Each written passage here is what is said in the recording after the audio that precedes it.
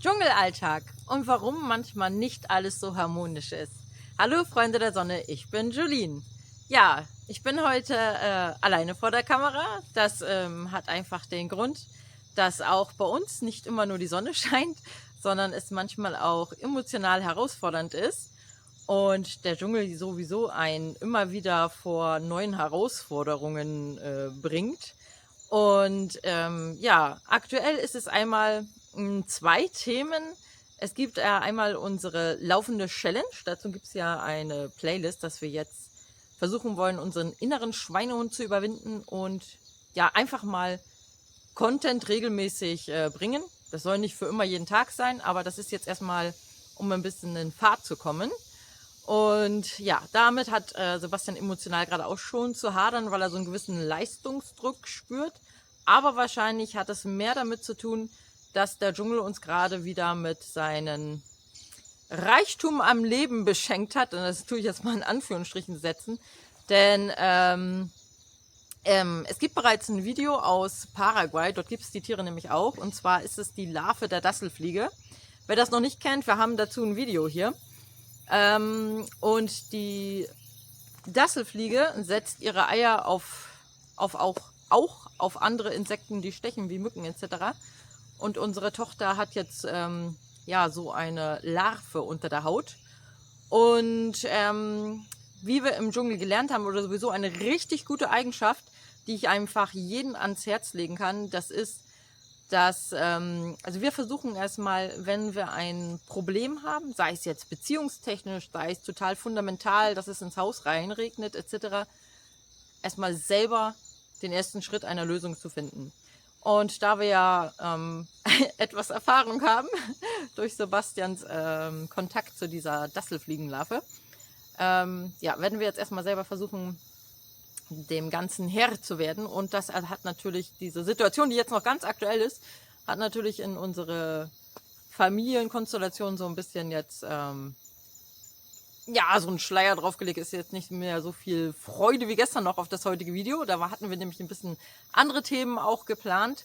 Aber ich möchte euch einfach auch mal ganz hautnah daran teilhaben lassen, was eigentlich bei uns im Alltag gerade passiert.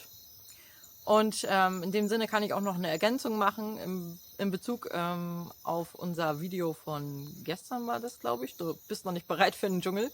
Das ist es nämlich wirklich. Es sind meistens die allerkleinsten Lebewesen hier in diesem feuchten, warmen Klima, die einem immer wieder vor Herausforderungen bringen.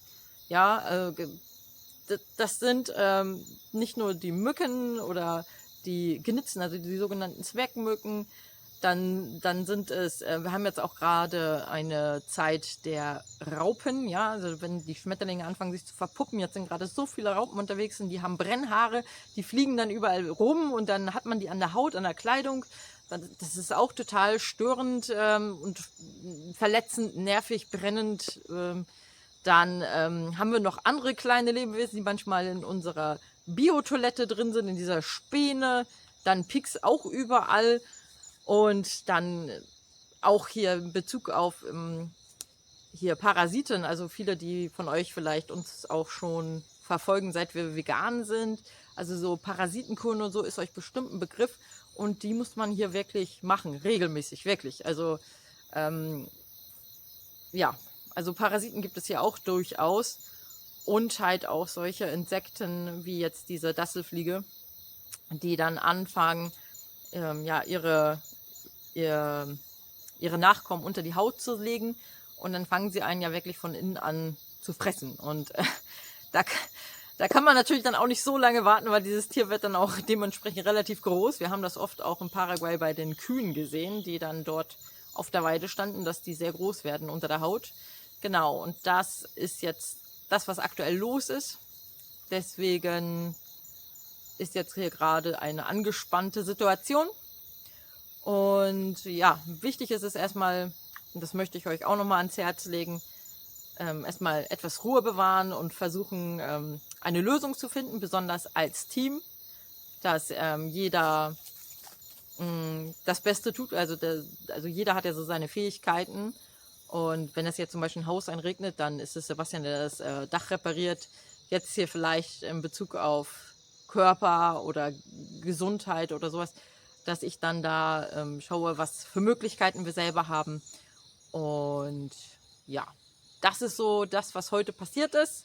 Und solche Tage gibt es immer mal, wo ja die Laune nicht ganz so da ist, wo so eine drückende Emotion über alles liegt. Und ja, das ist halt auch unser Alltag, dass wir mal nicht so voller Sonnenschein sind und uns jetzt diesem Thema widmen werden. In dem Sinne wünsche ich euch noch einen wunderschönen Tag. Ich hoffe, ihr habt nicht so einen Kontakt zu solchen Insekten und alles Gute. Bis dahin. Tschüss.